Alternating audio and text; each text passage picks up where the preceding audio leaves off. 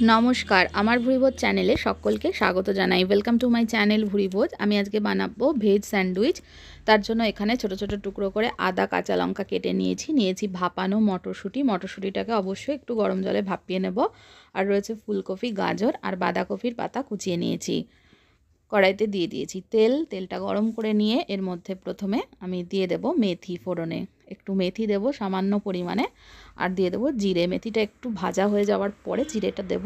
একদম কালো করে কিন্তু ভাজবো না, যেরকম তরকারির জন্য বা ডালের জন্য ভাজা হয় অতটা কালো করে ভাজবো না। একটু ভাজা হয়ে যাওয়ার পরে এর মধ্যে কুচনো আদা আর কাঁচা লঙ্কা দিয়ে দেব, দিয়ে একটু ভেজে নেব।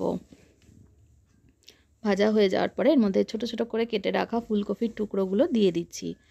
একদম ছোট ছোট ফুলগুলো ছাড়িয়ে রেখেছি, সেটা দিয়ে দিলাম প্রথমে। ফুলকপিটা দেওয়ার পরে এর মধ্যে দিয়ে দিচ্ছি একটু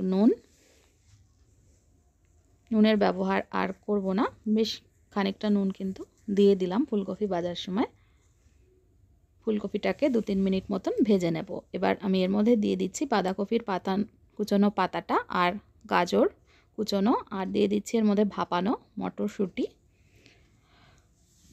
আরও একটা ইনগ্রিডিয়েন্টস দেব, সেটা পরে অ্যাড করব সবজিগুলো ভেজে নেওয়ার পরে।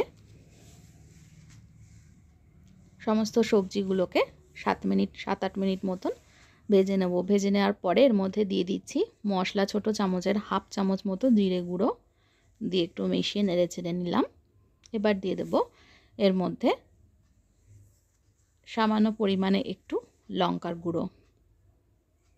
আমি 2টো কাঁচা লঙ্কা কুচি তেলের ওপরে দিয়েছিলাম আদার সাথে, আর একটু সামান্য লঙ্কা গুঁড়ো দিলাম, একটু চিনি দিয়ে দিলাম, দিয়ে ভালো করে মিশিয়ে নিচ্ছি। মিশিয়ে আরও একটু ভাজা ভাজা করে নেব। আঁচটা কমিয়ে রেখে করতে হবে, যখন জিরের গুঁড়োটা অ্যাড করব তখনই কিন্তু আঁচটা কমানো থাকবে। এর মধ্যে এবার দিয়ে দিচ্ছি একটা বড় সাইজের আলু সেদ্ধ করে রেখেছিলাম ভালো করে, সেটা দিয়ে দিলাম। আলু সেদ্ধটাকেও ভালো করে মিশিয়ে নিচ্ছি, মিশিয়ে একটু ভেজে নিতে হবে। ভীষণ সুস্বাদু হয় এই স্যান্ডউইচটা। আপনারা সকাল বিকেলের জল খাবারে বাচ্চাদের টিফিনে দিতে পারেন। এর মধ্যে দিয়ে দিলাম একদম লাস্টে গরম মশলা গুঁড়ো। গরম মশলাটা ভালো করে মিশিয়ে নিলেই কিন্তু স্যান্ডউইচের পুর একদম তৈরি হয়ে যাবে। এরপরে আমরা স্যান্ডউইচটা তৈরি করে নেব। একটা থালার ওপরে নিয়ে নিচ্ছি 2টো পাউরুটি, এর ওপর দিয়ে চামচের সাহায্যে দিয়ে দেব পুরটা। যত পুর দেওয়া যাবে ততই কিন্তু খেতেও টেস্ট ততই ভালো হবে। এইভাবে পুরটা দিয়ে চামচের সাহায্যে একটু ছড়িয়ে দেব। ছড়ানো হয়ে গেলে এবার ওপর দিয়ে আর একটা পাউরুটি দিয়ে দিচ্ছি। দুভাবে করা যায়। পাউরুটিটা সেকার আগে আমি কেটেও নিতে পারি, আবার পরেও এটাকে সেকে নেওয়ার পরে বা ভেজে নেওয়ার পরেও কেটে নিতে পারি। তাওয়ার ওপরে অল্প সামান্য তেল দিয়ে দিলাম। খুব সামান্য তেলে কিন্তু এটা করব। এটা যেরকম হেলদি সেরকম খেতেও কিন্তু ভীষণ ভালো হবে। তেলটা গরম হয়ে গেলে পাউরুটিটা দিয়ে দিলাম স্যান্ডউইচটা। 2-3 মিনিট পরে উল্টে নেব। আঁচটা কমানো থাকবে। অপর দিকটাও 2 মিনিট মতন 1.5-2 মিনিট মতো ভেজে নেব। এটা একদম তৈরি হয়ে গেছে। দেখুন 2টো পিঠই কিন্তু সুন্দরভাবে ভাজা হয়েছে। এবার আরও একটা করছি,